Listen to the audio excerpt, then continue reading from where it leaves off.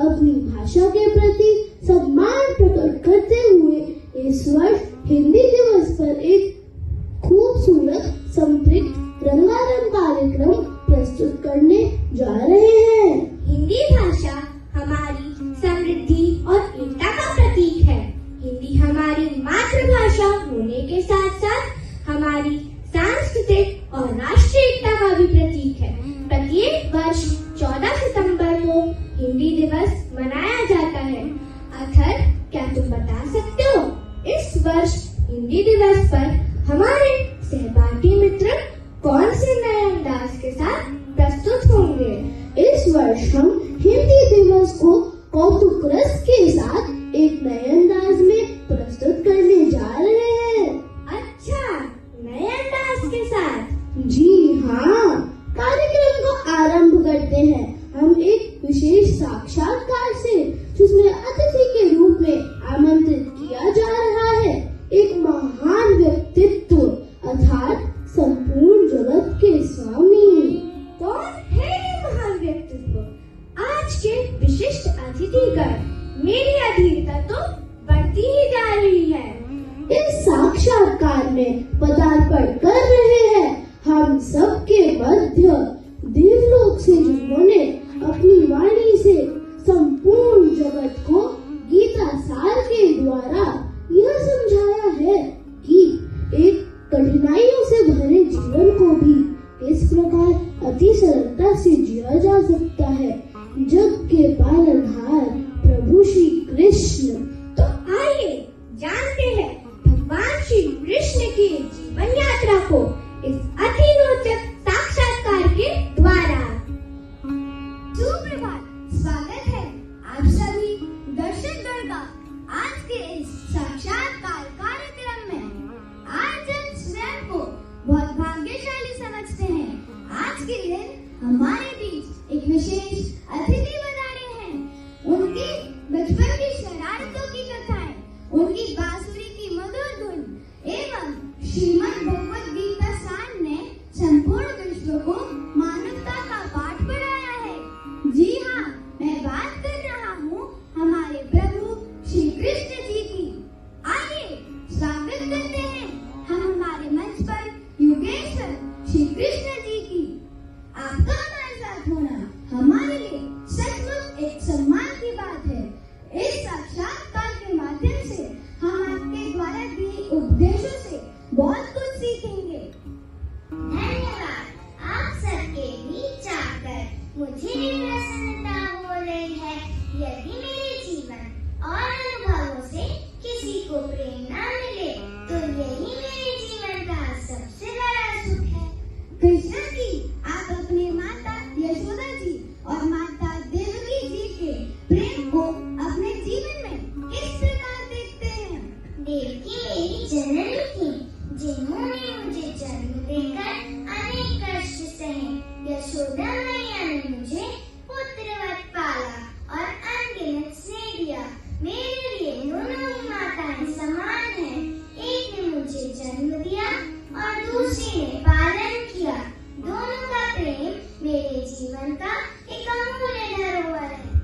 इसका मतलब मातृ प्रेम के बिना भगवान भी अधूरे हैं। कृष्ण जी, लोग हमेशा से आपकी और सुदामा जी की घनिष्ठ मित्रता के लिए आपको याद करते हैं। आपकी मित्रता हमें क्या सीख देती है? सुदामा निर्धन था, पर उसके हृदय में अपार प्रेम और सच्चाई थी। उससे मुझे जीतने की एक छोटी सी पोटली दी, पर मेरे लिए वही अमूल्य था। मैंने उसे प्रेम से अपनाया और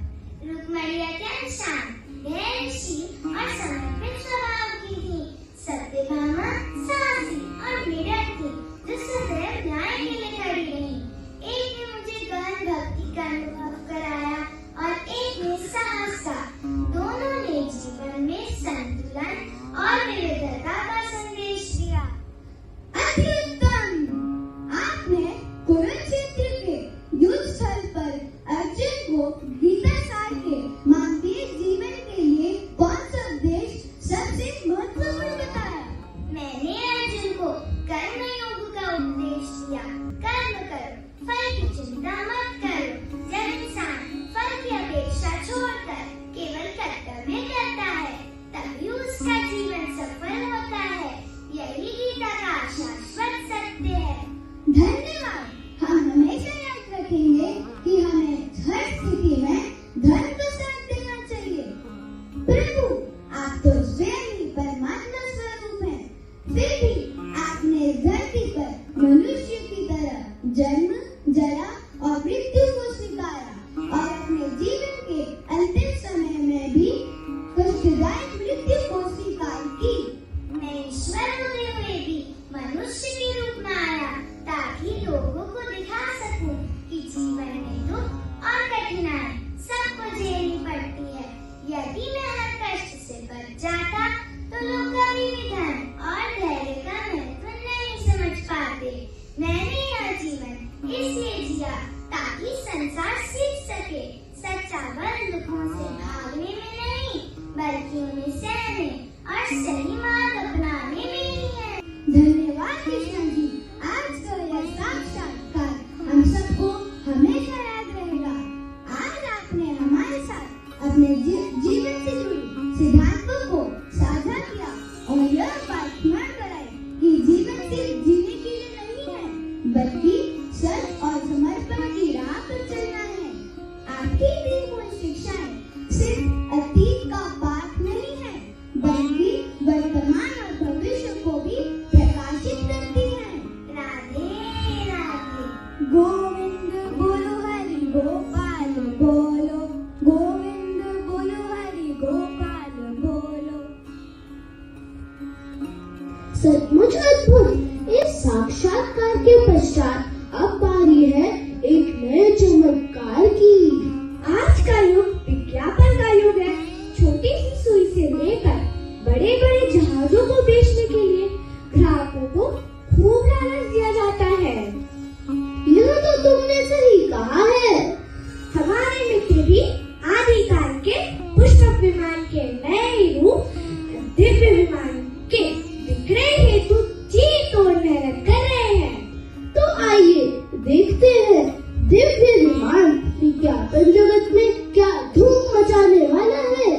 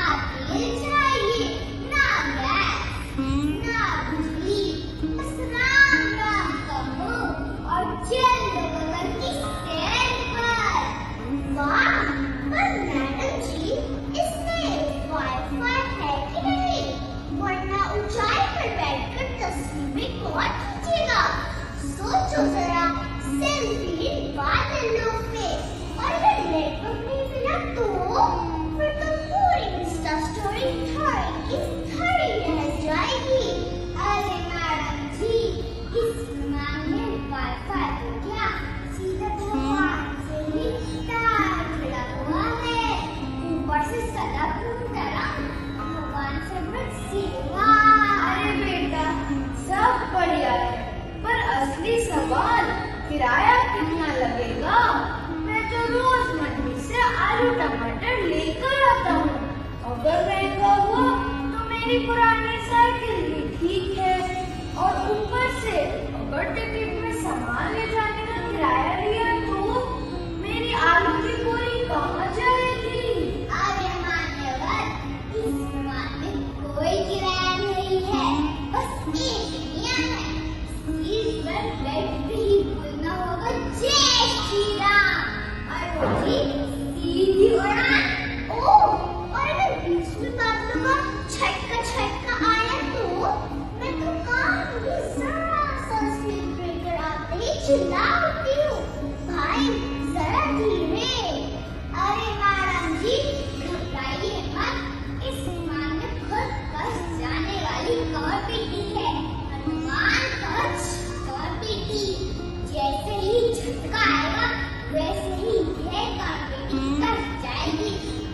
पृष्ठभूमि में बजेगा बजरंग की जय। ठीक है, पर उतरो भी कहाँ? गाँव की गली पतली निकली तो? अरे मान्यवर, यह विमान नीचे उड़ने बैठने वाला विमान है। जहाँ चाहो वहाँ उतर लो, जैसे कि छत पर, खेत में, चौपाल पर। बस एक चीज पर ध्यान दें कि कोई कारगस आसपास ना हो, वरना आपका दूध जब से मक्खन बन जाएगा। वाह भाई वाह, ये तो टेस्ला, ऑडी, मर्सिडीज सबको मात दे देगा। बस एक सवाल, इसमें बचाने वाला भोपू है क्या? थोड़ा ठाटदार होना चाहिए। अरे मैडम जी, जैसे ही भोपू पूछता है वैसे ही गूंजेगा जय श्री राम और लोग अपने अपनी रास्ते छोड़ देंगे।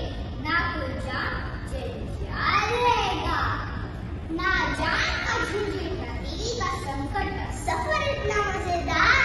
बादल भी बोल उठे, मुझे भी ले चलो अपने संग यार।